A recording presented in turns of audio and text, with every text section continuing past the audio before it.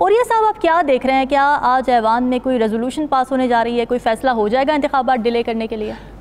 पहली बात तो यह है कि 2 दिन से बड़ी लंबी चौड़ी खबरें आ रही थीं कि पार्लियामेंट में ये होने जा रहा है, पार्लियामेंट में ये होने जा रहा है।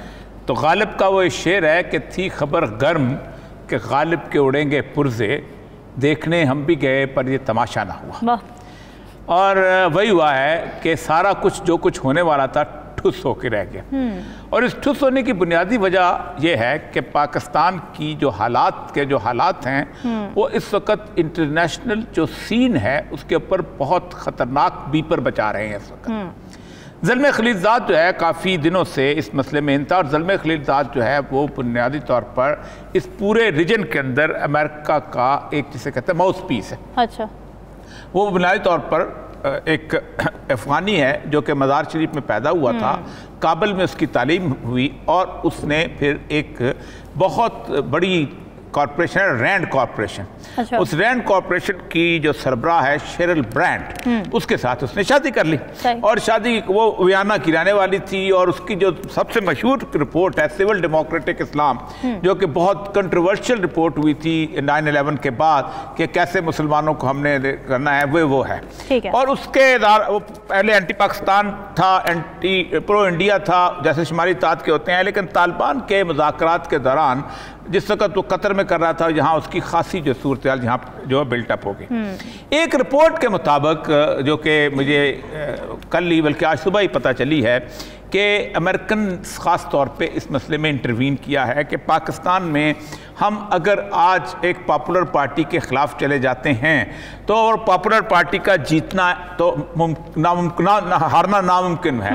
अगर वो हार जाती है तो पाकिस्तान के हालात संभालने के किसी के बस में नहीं है, कितनी बड़ी भी कुव्वत और फोर्स ले आई जाए। और जो उड़ती खबरें इस वक्त बताई जा रही हैं इंटरनेशनल प्रेस में, जो है उन्होंने कहा है कि आप कम से कम ये काम जो है इसको रोकें कि एक ऐसी बड़ी पॉलिटिकल पार्टी को बैन करके जो एक क्राइसिस पैदा करना चाह रहे हैं पाकिस्तान की। हमारी पाकिस्तान के अंदर एक लॉन्ग टर्म इन्वेस्टमेंट है, और अगर पाकिस्तान में अवामी सतह पे हमारे खिलाफ इतने जज्बात उठ गए तो फिर हम इस रीजन से मुकम्मल तौर पे आउट हो जाएंगे।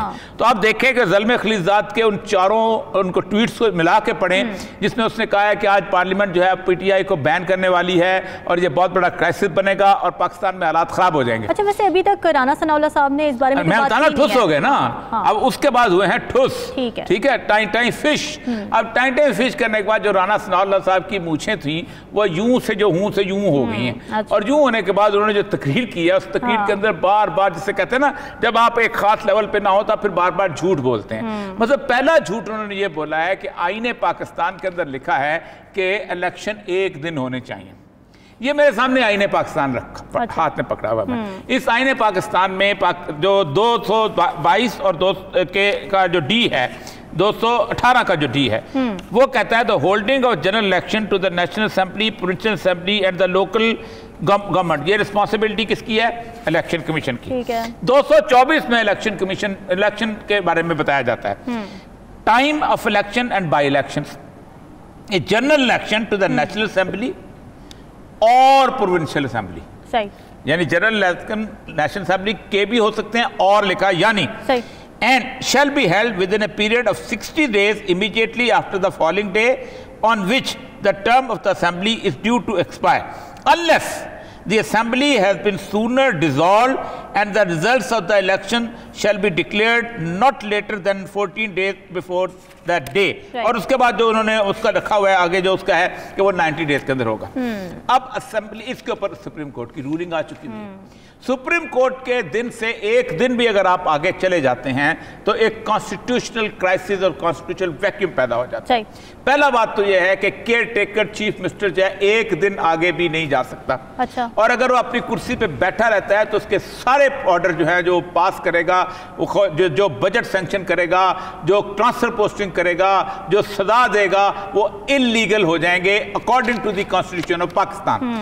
सेकंड चीज ये है कि जो बंदा जो है वो अपना वहां पर होगा KPK का, वो उसकी भी हालत यही होगी अगर वो ये 30 अप्रैल है, वो कितने मई को है अभी याद नहीं आ रहा, ठीक, उसके भी इनवैलिड हो जाएंगे अगर इलेक्शन नहीं होते।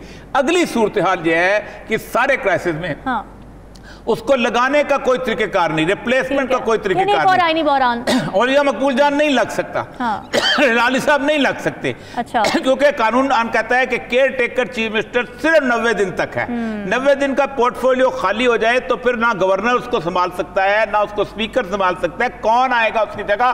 یہ کرائسس ہے جس کے لیے پارلیمنٹ میں گئے ہیں کیونکہ نیت ٹھیک نہیں ہے۔ ٹھیک ہے۔ اچھا، اولیاء صاحب ظلم خلیل زاد کے جو ٹویٹس آئے ہیں اس پر بھی اب پی ڈی ایم اور پی ڈی ایم کے ساتھ جو ظاہر جماعتیں جڑی ہیں، حافظ حمداللہ صاحب کی یہ اسٹیٹمنٹ آئی ہے، ایک بیانیہ بنا رہے ہیں، وہ یہ کہہ رہے ہیں کہ جی پہلے عمران خان صاحب گالیاں دے رہے تھے کہ یہ سازش کی ہے انہوں نے، تو اب نہ یہ پی ڈی ایم کے 13 جو کھڑے ہوئے نا لوگ، ان کو وہم و گمان میں تھا کہ 10 اپریل کو عمران خان اس طرح کی سپورٹ لے کے نکلے گا عوام میں۔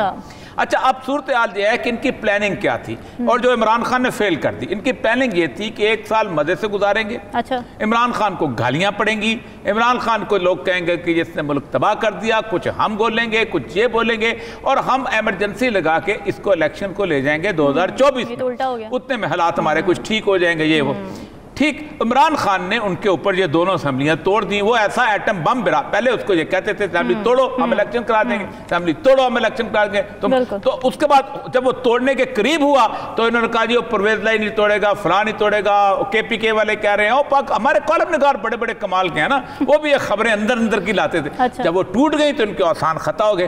پھر یہ کب سمجھتے تھے کہ اس الیکشنز کو ہم ڈیلے کریں گے تو سپریم کورٹ نے ان کے سر پہ اور تلوار کھڑی کر دی۔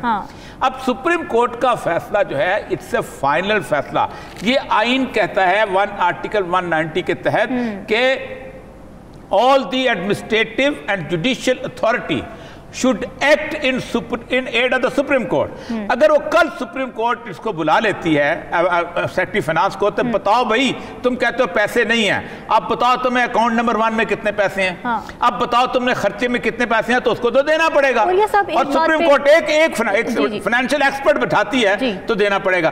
اب وہ جو ان سے پوچھتی ہے کہ آپ نے یہ جو کہتے ہیں لا اینڈ آرڈر نہیں ہے، آپ بتاؤ اتنے لوگ تم نے کہاں سے بلا کے عمران خان کے گھر پہ حملہ کیا، تو ان کو پتہ چل گیا ہے کہ اگلی سپریم کورٹ کی پیشی میں ان کی ہوا اکھڑ جائے گی۔ اچھا، میں یہ پوچھنا چاہ رہی ہوں یہ کیونکہ آپ کو قانونی معاملات پر ذرا گرفت ہے، ریزولوشن اگر آج آ جاتی ہے پارلیمنٹ کے اندر الیکشن اپنے جو ٹائم پر ہے اور ایک ساتھ کرانے پر، اس کے بعد سپریم کورٹ کا جو فیصلہ ہے اس پر کیا پروسیڈنگز ہوگی؟ کوئی حیثیت نہیں ہے، اسمبلی کی ریزولوشن جس کو 2/3 میجورٹی حاصل نہیں ہے اس کی 0 حیثیت ہے، وہ کوئی حیثیت نہیں ہے، اس لیے کہ اسمبلی کی ریزولوشن کانسٹیٹیوشن میں 2/3 میجورٹی سے تبدیل ہوتی ہے، اور 2/3 میجورٹی ان کے پاس نہیں ہے، وہ ایک ہوا کریٹ کرنا چاہتے ہیں کہ یہ لوگ ہمارے مقابلے میں ہیں۔ ان کو یہ پتہ نہیں کہ اسمبلی میں جتنے لوگ بیٹھے ہوئے ہیں نا جی، اس سے 22 کروڑ عوام میں سے کم از کم 20 کروڑ نفرت کرتے ہیں ان سے، ان کو پتہ ہی نہیں کہ کن لوگوں کو تم آگے لے کے آ رہے ہو، جو اپنے حلقوں میں نہیں جا سکتے، جو اپنے علاقوں میں وزٹ نہیں کر سکتے،